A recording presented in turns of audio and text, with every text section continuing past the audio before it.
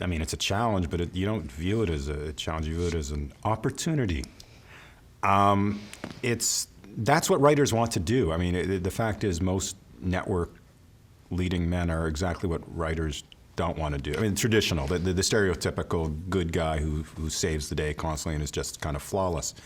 That's not what writers want to do. Writers want to write complicated characters who are good in some ways and bad in some ways, but ultimately rise to the occasion in some ways and don't rise to the occasion in some other ways. That's interesting. So, I've always had the attitude that I would write what I found interesting, and if it worked, it worked, and if it didn't, I'd be a lawyer. And I genuinely was content with that, and so I found this character interesting. I mean, it's a challenge to find it, but it was interesting to me, and so. But I spent months and months trying to make it work and make it pop, make it funny enough, and make it clever enough, and just. At a certain point, you reach that point where you go, I like this guy. I'm interested in this guy. I want to watch this guy. And I think it'll be really interesting watching the things he does down the road. And that's the other thing you have to make sure you got is, and I did feel good about this. I knew that if it all worked out, that I had a character that I would want to watch week after week after week, that the decision on what he was going to have for breakfast would be interesting, hopefully. I didn't think it would have a massive audience, but which is a little weird because you're sort of thinking, oh, this is an interesting niche character that will appeal to a certain type of people, and then you find out, oh, we're all that type of people. To some extent, that's not to say everybody liked the show, but obviously did extremely well. So, but were there boundaries that you purposefully set for his personality? Not really, no. Well, not in the sense of anything was theoretically fair game.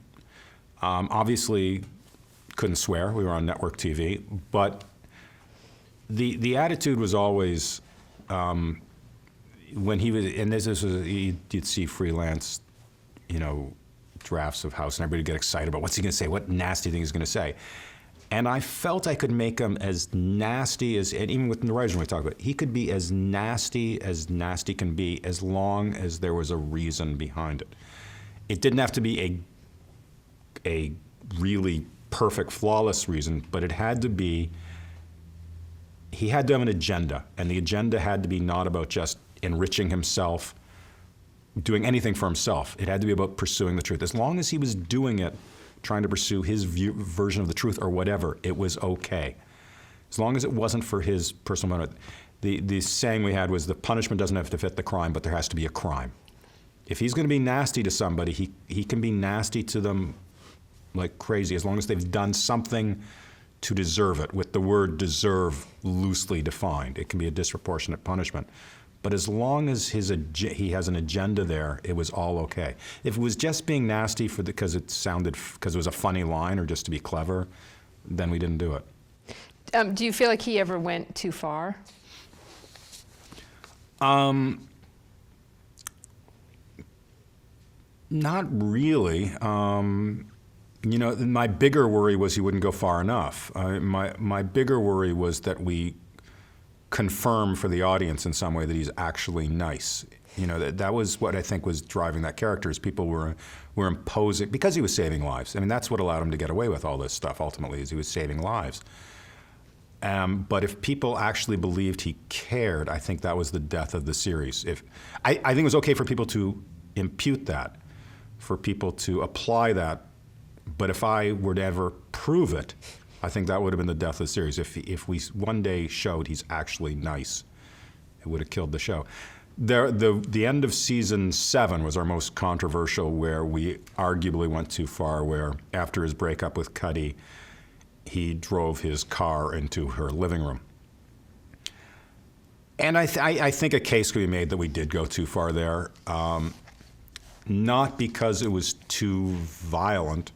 He was clearly not trying, to me, as people thought, he could have killed her. He was trying to kill her. That's my imitation of people online who I don't agree with. I dismiss them by putting on that voice.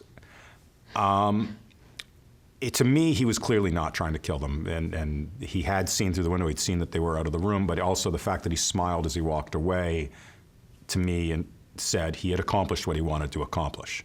So he did not want to hurt anybody.